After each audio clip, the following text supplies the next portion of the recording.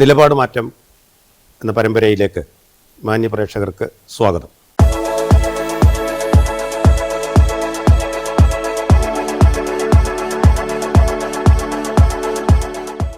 നിലപാട് മാറ്റത്തിൽ ഇന്ന് നമ്മളോടൊപ്പം ഉള്ളത് ശ്രീ എ ബി സാബു.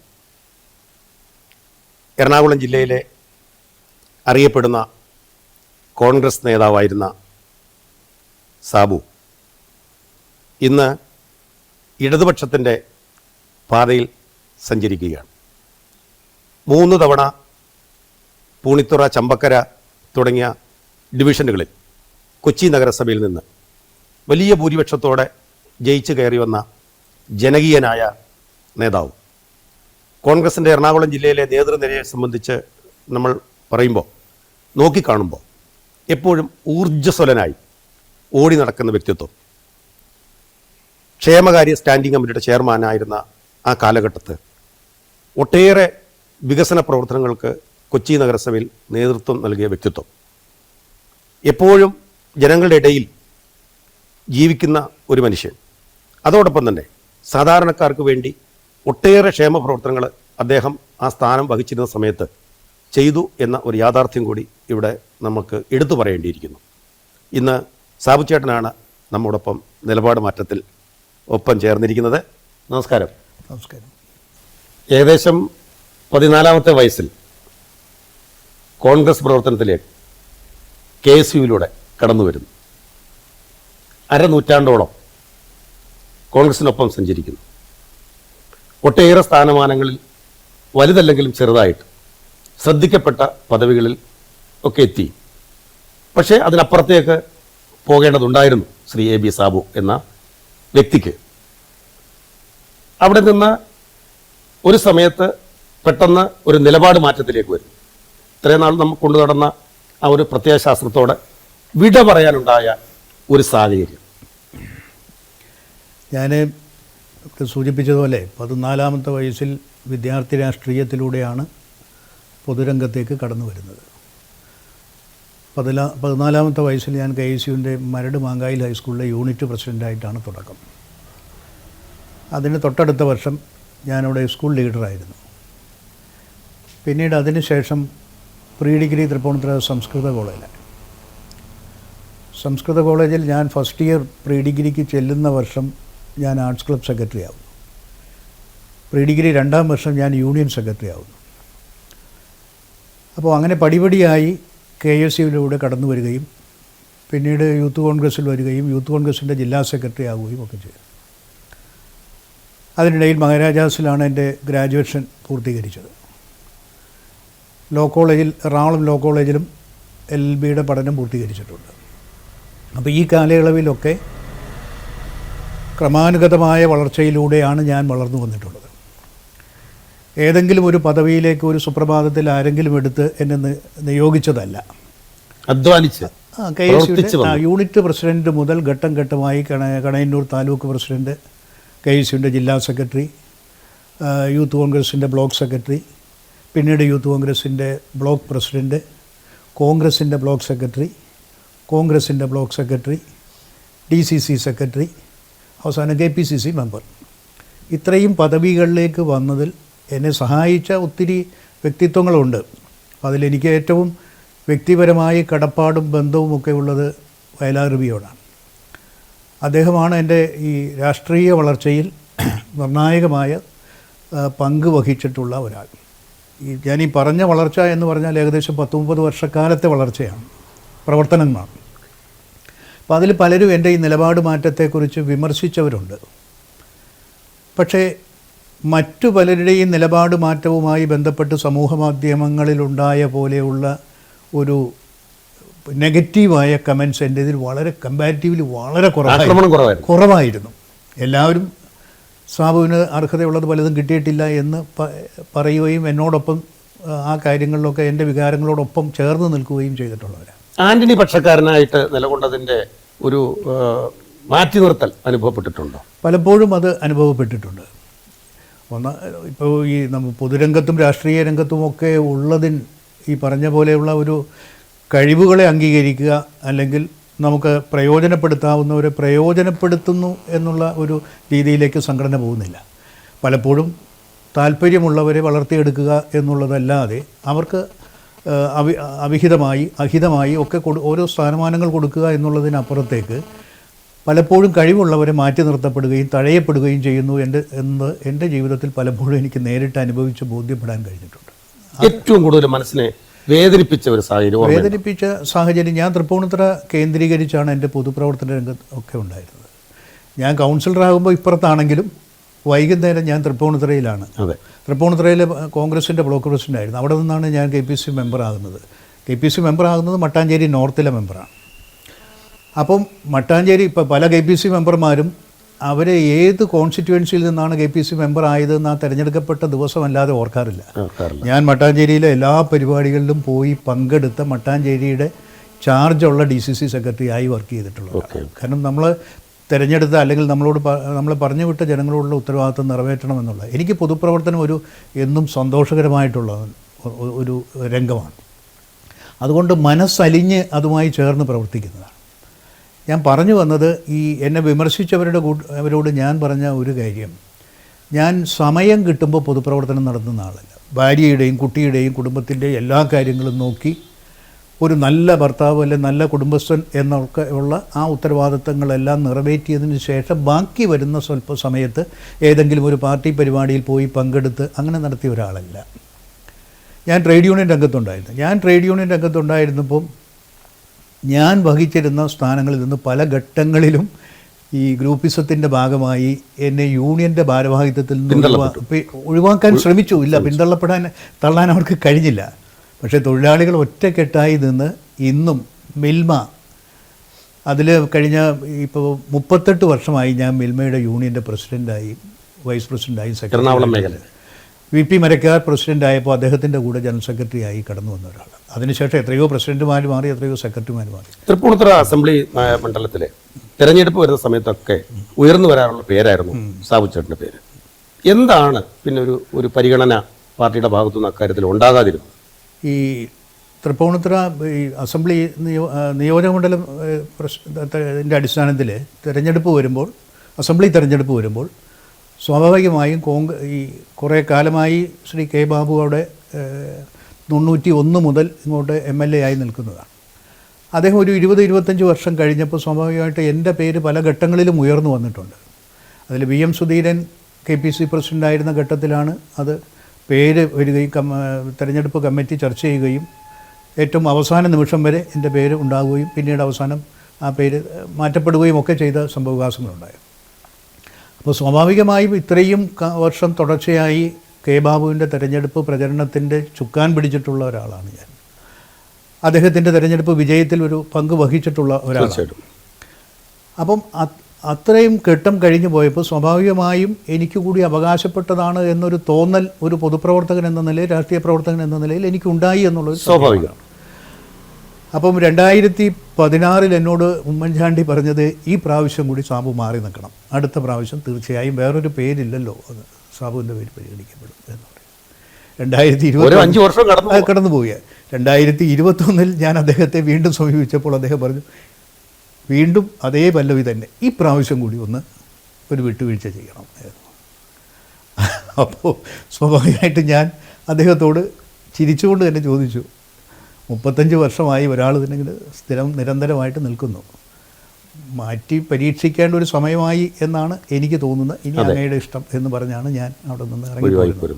പക്ഷേ എറണാകുളത്ത് ഇപ്പോൾ ഈ കഴിഞ്ഞ പലതവണയായിട്ട് ഞാൻ പല നേതാക്കളെയും കോൺഗ്രസിൽ നിന്ന് ധാരാളം കുഴിഞ്ഞുപോക്കുകൾ ഉണ്ടായിട്ടുണ്ട്. ഇപ്പോൾ സാബുചേട്ടൻ, ശ്രീ KV തോമസ്, അതുപോലെ ശ്രീ മുരളി, അങ്ങനെ ധാരാളം ആളുകൾ മറ്റുള്ള ജില്ലകളെ അപേക്ഷിച്ച് നോക്കുമ്പോൾ കൊഴിഞ്ഞുപോയൊരു PC ചാക്കോ കൊഴിഞ്ഞുപോയൊരു ജില്ലയാണ് എറണാകുളം ജില്ല. അപ്പോൾ എറണാകുളം ജില്ലയിൽ ഈ കോൺഗ്രസ് DCC-യിലെ കമ്മിറ്റിയിൽ, ജില്ലാ കമ്മിറ്റിയിൽ എറണാകുളം ജില്ലയെ നിയന്ത്രിക്കുന്ന ഒരു കോക്കസ് ആണെന്നാണ് ഈ മുൻപ് ഇതേപോലുള്ള ചർച്ചകളിൽ വന്നവരൊക്കെ ആ കോക്കസിൻ്റെ നിയന്ത്രണത്തിലാണ് പോകുന്നത്. അപ്പോൾ അവർക്ക് ഇഷ്ടമുള്ളവരെ എടുക്കുകയും അവർക്ക് ഇഷ്ടമില്ലാത്തവരെ മാറ്റി നിർത്തുകയും തഴയപ്പെടുകയും ചെയ്യുന്ന ഒരു പ്രവണത ഉണ്ടെന്ന് പറയുന്നതിനകത്ത് എന്തെങ്കിലും വസ്തുതയുണ്ടോ?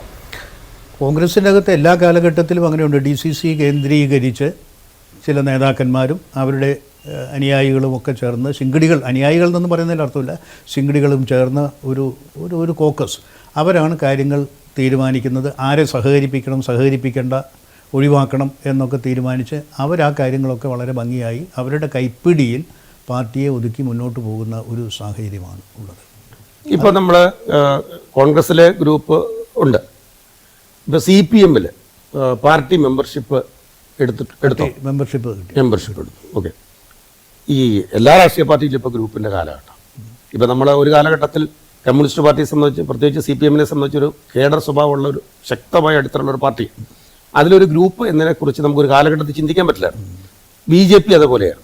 കോൺഗ്രസ് പിന്നെ ഗ്രൂപ്പിൻ്റെ ഒരു പ്രളയമാണ്. അത് ഗ്രൂപ്പ് ഇല്ലാതെ കോൺഗ്രസ് ഇല്ല എന്നുള്ളതാണ്. ഒരു കോർഡിനേഷനാണ്, ഒരു കോർഡിനേഷനാണ്, ഗ്രൂപ്പുകളുടെ കോർഡിനേഷനാണ്. അതാണ് ശരി. അപ്പോൾ ഈ CPM-ലും ഇത്തരം പ്രവണതകൾ നമ്മൾ കണ്ടുവരുന്നുണ്ട്. അതിനകത്ത് എന്തെങ്കിലും ബുദ്ധിമുട്ടുകൾ നേരിടാൻ, മനസ്സിലെന്തെങ്കിലും പ്രയാസം?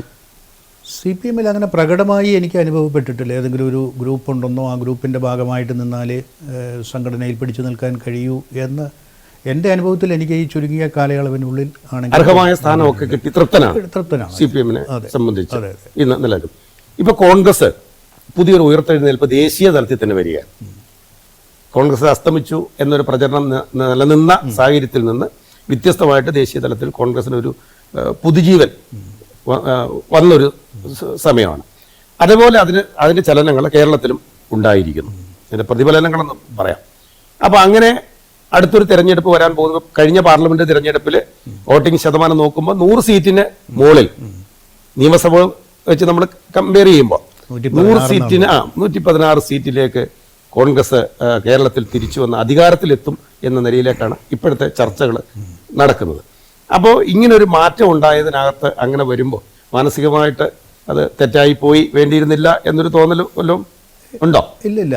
ഈ ഒരു തെരഞ്ഞെടുപ്പിലെ ഒരു രാഷ്ട്രീയ പാർട്ടിയുടെ തോൽവിയോടുകൂടി ആ പാർട്ടിയുടെ ജാതകം തീർന്നു എന്ന ചിന്തിക്കേണ്ട ഒരു ഒന്നല്ല. ഇപ്പോൾ എത്രയോ കേരളത്തിൻ്റെയും ഇന്ത്യയുടെയും രാഷ്ട്രീയ ചരിത്രം പരിശോധിച്ചാൽ കോൺഗ്രസ് വീണ്ടും ഇത്തരം ഒരു തിരിച്ചുവരവിലേക്ക്, 44 സീറ്റിൽ ഒതുങ്ങിയ കോൺഗ്രസ് വീണ്ടും ഈ ഒരു തിരിച്ചുവരവ് ആരെങ്കിലും പ്രതീക്ഷിച്ചതാണ്? തിരിച്ചു വന്നു. അതുപോലെ തന്നെ കമ്മ്യൂണിസ്റ്റ് പാർട്ടികൾക്കും കാലാകാലങ്ങളിൽ ഉയർച്ചയും താഴ്ചയും ഒക്കെ ഉണ്ടായിരുന്നു. അതൊരു ജനാധിപത്യ പ്രക്രിയയിൽ സ്വാഭാവികമായും ഉണ്ടാകുന്ന ഒന്നാണ് എന്നുള്ളതല്ലാതെ ഒരു രാഷ്ട്രീയ പ്രസ്ഥാനവും ഒരു തോൽവിയോടുകൂടി അവസാനിക്കുന്നില്ല എന്നൊരു ചിന്താഗതിയാണ് എനിക്കുള്ളത്. അടുത്ത കാലത്ത് ആദ്യമായിട്ട് എറണാകുളം ജില്ലയിൽ കോൺഗ്രസ് വിട്ടുപോയ ഒരു നേതാവ് സാബുചേട്ടനാണെന്നാണ് തോന്നുന്നത്. അതിൻ്റെ പിന്നാലെ ശ്രീ KV തോമസ് അങ്ങോട്ടെത്തി, ശ്രീ മുരളി എത്തി. അതിനോടൊപ്പം അതൊക്കെ കഴിഞ്ഞ് ഈ തെരഞ്ഞെടുപ്പ് കാലഘട്ടം വന്ന സമയത്ത് പത്മജ വേണുഗോപാലും കോൺഗ്രസ് വിട്ട് മറ്റൊരു പാളയത്തിലേക്ക് ചേക്കേറി. ഇതിനെ എങ്ങനെ നോക്കിക്കാണുന്നു, വിലയിരുത്തും? ഈ 2021 തെരഞ്ഞെടുപ്പിന് ശേഷം കോൺഗ്രസ് വിടുന്ന ആദ്യത്തെ ഒരാളാണ് ഞാൻ. എനിക്ക് പാർട്ടി വിരുദ്ധ പ്രവർത്തനം നടത്തി എന്ന് പറഞ്ഞ് ഞാൻ വിടുന്നതിന് മുൻപായി ഞാൻ നടത്തിയ ചില പ്രസ്താവനകളുടെ പേരിൽ എനിക്ക് ഷോക്കോസ് നോട്ടീസ് തന്ന ആളാണ് KP അനിൽകുമാർ. ഞാൻ പോന്ന് 3 മാസം കഴിഞ്ഞപ്പോൾ അദ്ദേഹം എൻ്റെ കൂടെ, ഞങ്ങൾ എൻ്റെ പാതയിൽ തന്നെ പോന്നു. എൻ്റെ കൂടെ പോന്നു എന്നുള്ള അർത്ഥത്തിലല്ല, അദ്ദേഹവും CPM പാതയിലേക്ക് പോയി. അപ്പോൾ പലപ്പോഴും പലർക്കും അനുഭവങ്ങൾ ഉണ്ടാകുമ്പോഴാണ്, ഇപ്പം നമുക്ക് നമ്മുടെ ശരീരത്തിൽ കൊണ്ട് വേദനിക്കുമ്പോഴാണല്ലോ നമ്മൾ റിയാക്ട് ചെയ്യുന്നത്. മറ്റൊരാളുടെ വേദന വരുമ്പോൾ നമ്മളിങ്ങനെ ഒത്തിരി താത്വികമായ അവലോകനമൊക്കെ നടത്തി അങ്ങ് പിരിയും എന്നുള്ളതാണ്. പൊതുപ്രവർത്തന രംഗത്ത് നിന്ന സമയത്ത് ധാരാളം വികസന പ്രവർത്തനങ്ങൾക്ക് നേതൃത്വം നൽകിയ ഒരു വ്യക്തിയാണ് അങ്ങ്. പ്രത്യേകിച്ച് കൊച്ചി നഗരസഭയിൽ ഒട്ടേറെ കാര്യങ്ങൾ, എനിക്ക് നേരിട്ട് തന്നെ അറിയാവുന്ന ഒട്ടേറെ കാര്യങ്ങൾ, ഈ വൃദ്ധജനങ്ങളെ, വയോജനങ്ങളെ താമസിപ്പിക്കുന്ന സ്ഥലങ്ങളായാലും കുട്ടികളെ സംരക്ഷിക്കുന്ന കേന്ദ്രങ്ങളായാലും അങ്ങനെ ഒട്ടേറെ കാര്യങ്ങൾ, ചേരികളിലെ വികസന പ്രവർത്തനങ്ങളായാലും ഒട്ടേറെ കാര്യങ്ങൾ ചെയ്ത, അതിൽ മനസ്സിന് ഏറ്റവും തൃപ്തികരമെന്ന് തോന്നിയ, സന്തോഷം ഉളവാക്കിയ ഒരു പദ്ധതി ഏതായിരുന്നു പറയാൻ പറ്റും? ഈ ക്ഷേമകാര്യ സ്റ്റാൻഡിംഗ് കമ്മിറ്റി എന്ന് പറഞ്ഞാൽ ആരും എടുക്കാൻ താല്പര്യമില്ലാത്ത ഒരു കമ്മിറ്റിയാണ്. എന്നാൽ ഒന്നും ചെയ്യാനില്ല എന്നാണ് ധരിച്ചിരിക്കുന്നത്. എന്നാൽ ഞാൻ ആ കമ്മിറ്റി ഏറ്റെടുത്തതിന് ശേഷം മേയർ കഴിഞ്ഞാൽ, അല്ലെങ്കിൽ ഒരുപക്ഷെ ഡെപ്യൂട്ടി മേയറേക്കാൾ കൂടുതൽ കാര്യങ്ങൾ ഈ സാമൂഹ്യക്ഷേമ രംഗത്ത് ജനങ്ങളുടെ കഷ്ടത അനുഭവിക്കുന്ന, ദുരിതം അനുഭവിക്കുന്നവരുടെ കണ്ണീരൊപ്പാൻ കഴിയുന്ന ഒരു വകുപ്പ് തന്നെയാണ് ക്ഷേമകാര്യം. അപ്പോൾ അതിൽ സ്ത്രീജനങ്ങളുടെ, കുട്ടികളുടെ, പ്രായം ചെന്നവരുടെ, അനാഥരുടെ ഒക്കെ സംരക്ഷണത്തിനാവശ്യമായ ഒത്തിരി നടപടികൾ കാലോചിതമായിട്ട് നമുക്ക് ഉണ്ടാക്കിയെടുക്കാൻ കഴിഞ്ഞിട്ടുണ്ട്. ഇപ്പം നമ്മൾ കുടുംബം നേരത്തെ തന്നെ പറഞ്ഞു, ആ ചുമപ്പിലേക്ക് പെട്ടെന്നൊരു മാറ്റം വന്നപ്പോൾ കുടുംബത്തിൽ നിന്നുള്ള പ്രതികരണം എങ്ങനെയായിരുന്നു? ഭാര്യ ഇക്കാര്യത്തിലൊക്കെ ചോദിച്ചു, എന്താ ഇങ്ങനെ ഒരു നിലപാട് എന്നൊക്കെ ചോദിച്ചപ്പോൾ നമ്മളാദ്യം നമ്മുടെ കുടുംബത്തെ കൺവിൻസ് ചെയ്യിക്കണം, ബോധ്യപ്പെടുത്തണമല്ലോ എന്തുകൊണ്ട് ഇങ്ങനെ ഒരു നിലപാട് മാറ്റം എന്നത്. പിന്നെ കുറേ കാര്യങ്ങൾ അവർക്ക് അറിയാവുന്നതാണ്.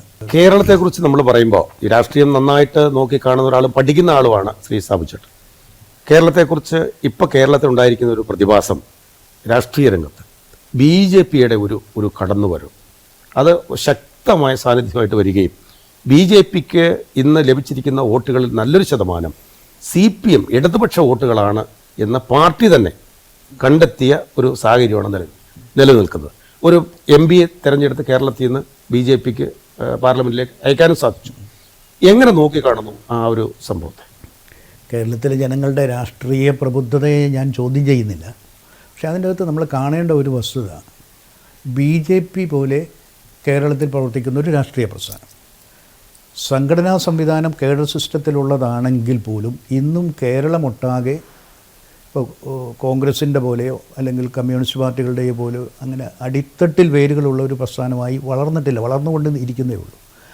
അപ്പോൾ ആ പ്രസ്ഥാനം പ്രതീക്ഷിക്കുന്നതിനേക്കാളേറെ വലിയ വിജയമാണ് ഈ തെരഞ്ഞെടുപ്പിൽ അവർക്ക് കിട്ടിയത്. ക്രിസ്ത്യൻ സമുദായം ഒരു കാലഘട്ടത്തിലൊക്കെ ഇടതുപക്ഷം ഉയർത്തുന്ന ആ ഒരു ആശയത്തോട് എന്ന് പറഞ്ഞാൽ BJPയുടെ സംഘപരിവാർ അജണ്ട കേരളത്തിൽ അപകടമാണ് എന്ന്, അത് മുസ്ലിം സമുദായമായാലും ന്യൂനപക്ഷ സമുദായങ്ങളെന്ന് പറയും, അതിൽ പ്രബലമായ ക്രിസ്ത്യൻ സമുദായം ഉറച്ച നിലപാട് എടുത്തിട്ടുമുണ്ട് ആ കാര്യത്തിൽ. പക്ഷേ ഇന്ന് ക്രിസ്ത്യൻ സഭ ആ നിലപാടിൽ നിന്ന് മാറി വ്യതിചലിച്ച് സഞ്ചരിക്കുന്നു, BJP പാതയിലേക്ക് നീങ്ങി എന്നാണ് ഇപ്പോൾ ചില കോണുകളിൽ നിന്ന് വിലയിരുത്തൽ നമുക്ക് കേൾക്കാൻ കഴിയുന്നത്, കാണാൻ കഴിയുന്നത്. BJP ഈ പറഞ്ഞ പോലെ ഒരു അൺടച്ചബിലിറ്റി ഉണ്ടായിരുന്നല്ലോ, ഇവരുമൊക്കെ ആയിട്ടുള്ള ക്രിസ്ത്യാനികളായിട്ടുള്ള മുസൽമാനും ഒക്കെ ആയിട്ടുള്ള. അപ്പോൾ അതിൽ ക്രിസ്ത്യാനികളായിട്ടുള്ള ഒരു മതിൽ വേർതിരിവ് ഒഴിവാക്കിയെടുക്കണമെന്ന് അവർ ബുദ്ധിപൂർവ്വം BJP ചിന്തിക്കുന്നുണ്ട്. ആ ഒരു ചിന്തയിലൂടെയുള്ളൂ ഒരുപക്ഷെ കോൺഗ്രസിനെയോ മറ്റ് ജനാധിപത്യ പ്രസ്ഥാനങ്ങളിലോ ശക്തിപ്പെടുത്തുന്ന ഈ വിഭാഗം തങ്ങളോടുകൂടി ചേർന്നാൽ മാത്രമേ കുറച്ചുകൂടി മുന്നോട്ട് പോകാൻ കഴിയൂ എന്ന രീതിയിൽ BJP പരിശ്രമിക്കുകയും അപ്പുറത്ത് നിന്ന് അതുപോലെ ക്രിസ്ത്യൻ വിഭാഗത്തിൽ നിന്ന് നമുക്ക് പല കാര്യങ്ങളിലും ഈ കേന്ദ്രം ഭരിക്കുന്ന ഒരു രാഷ്ട്രീയ പ്രസ്ഥാനം എന്ന നിലയിൽ അവരുമായി യോജിച്ച് നിന്ന് അവരുമായി ഒരു സംഘർഷത്തിലേക്ക് പോകാതെ നിൽക്കുന്നതാണ് കുറേ കൂടി നല്ലത് എന്ന് അവരും ചിന്തിച്ചതിൻ്റെ അടിസ്ഥാനത്തിലാണ് ആ അതിർവരമ്പുകൾ ഇല്ലാതെയായി ക്രമത്തിൽ കുറഞ്ഞു വരുന്നു എന്നുള്ളതാണ് ഇപ്പോൾ കണ്ടുവരുന്ന ഒരു.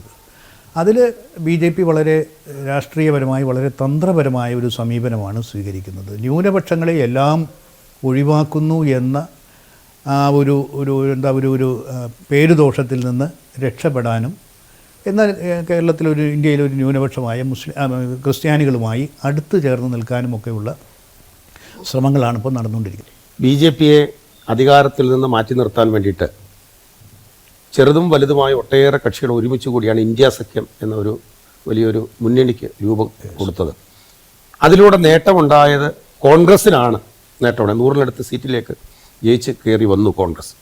അതൊക്കെ ഈ ചെറിയ CPM ഉൾപ്പെടെ ഉള്ള സോഷ്യലിസ്റ്റ് പാർട്ടികൾ ഉൾപ്പെടെയുള്ള ജനതാദൾ പോലെയുള്ള ചെറിയ ചെറിയ ഘടകങ്ങൾ എല്ലാം കൂടെ ചേർന്നുകൊണ്ട് അവരുടെ വോട്ട് ആണ് ഈ കോൺഗ്രസിന് ഇത്രയും സീറ്റ് നേടിക്കൊടുത്തത്. അല്ലാതെ കോൺഗ്രസിൻ്റെ ഒരു മുന്നേറ്റമല്ല ഇതെന്ന് പറയുന്നുണ്ട്. കോൺഗ്രസ് ഇപ്പോൾ ഇന്ത്യ മുന്നണി ഈ തെരഞ്ഞെടുപ്പിൽ സാമാന്യം മെച്ചപ്പെട്ട ഒരു പ്രകടനം കാഴ്ചവെച്ചിട്ടുണ്ട്. ആ പ്രകടനം കോൺഗ്രസിൻ്റെ മാത്രമുള്ള എഫേർട്ട് കൊണ്ട് പ്രയത്നം കൊണ്ടാണ് എന്ന് ധരിക്കുന്നത് ശരിയല്ല. അത്തരം ഒരു സാഹചര്യത്തിലേക്ക്, അതായത് ഇന്ത്യ മുന്നണി രാജ്യത്ത് വളർന്നു വരാൻ പിടിച്ചു നിൽക്കാൻ കഴിയുന്നൊരു സാഹചര്യം ഒരു വളക്കൂറുള്ള മണ്ണായി മാറ്റിയെടുത്തതിന് BJPക്ക് ഒരു പ്രധാന പങ്കുണ്ട്. അവരുടെ ഈ നിരന്തരമായ ജനാധിപത്യ വിരുദ്ധവും ഭരണഘടനാ വിരുദ്ധവും ഒക്കെയായ നിലപാടുകൾ, ന്യൂനപക്ഷങ്ങളോടുള്ള സമീപനം, ഇതൊക്കെ കൊണ്ടാണ് അത്തരം. പക്ഷേ അതിന് നേതൃത്വം നൽകാൻ കോൺഗ്രസ്സിന് കഴിഞ്ഞു എന്നുള്ളത് ശരിയാണ്. പക്ഷേ കോൺഗ്രസിൻ്റെ മാത്രം പ്രവർത്തനങ്ങൾ കൊണ്ടല്ല, രാജ്യമൊട്ടാകെ BJPക്കെതിരെ ഉയർന്നു വന്നിട്ടുള്ള വികാരങ്ങളെ അഖിലേന്ത്യാ അടിസ്ഥാനത്തിൽ സ്വരൂപിക്കാൻ കഴിഞ്ഞിട്ടുള്ളൊരു രാഷ്ട്രീയ പ്രസ്ഥാനം എന്ന നിലയിൽ കോൺഗ്രസിൻ്റെ പ്രവർത്തനം ഒരു പരിധിവരെ വിജയിച്ചിട്ടുണ്ട്. ലോകത്ത് വെച്ചുള്ള ഭരണഘടനകളിൽ ഏറ്റവും മികച്ചൊരു ഭരണഘടനയാണ് ശ്രീ അംബേദ്കർ ഇന്ത്യക്ക് സംഭാവന ചെയ്തത്. ആ ഭരണഘടനയെ മാറ്റിമറിക്കും, ആ ഭരണഘടനയെ പൊളിച്ചെഴുത്ത് നടത്തും എന്നൊക്കെ വ്യാപകമായിട്ട് പ്രതിപക്ഷ കക്ഷികളുടെ ഭാഗത്തു ഉള്ള പ്രചരണം നിലനിൽക്കുകയാണ്. അപ്പോൾ ഈ പൊളിച്ചെഴുത്ത് എന്ന് പറയുമ്പോൾ 161 പ്രാവശ്യം ഭരണഘടന ഭേദഗതി ചെയ്തവരാണ് കോൺഗ്രസ്. 161 തവണ ഭേദഗതി ചെയ്തു. അതൊരു ഭാഗത്ത് നിൽക്കുന്നു. കാലാനുസൃതമായിട്ട് ഈ പൊളിച്ചെഴുത്തുകൾ ആവശ്യമല്ലേ? ദേവൻ ചോദിച്ച ഇത് വളരെ കറക്റ്റാണ്. കാലാനുസൃതമായ പൊളിച്ചെഴുത്തുകൾ ആവശ്യമാണ്. പക്ഷേ ഈ പറഞ്ഞ വർഗീയ താൽപ്പര്യ സംരക്ഷണത്തിന് അനുസൃതമായി രാജ്യത്തെ, ഇന്ത്യയെ ഭാരതമാക്കണം എന്ന ഉദ്ദേശത്തോട് ഇപ്പോൾ ഭാരത ന്യായ സംഹിത പൗരാണിക മൂല്യങ്ങളെയൊക്കെ നല്ല മൂല്യങ്ങളെയൊക്കെ തിരിച്ചുകൊണ്ടുവരുന്നതിൽ കുഴപ്പമൊന്നുമില്ല, നല്ലത് തന്നെ.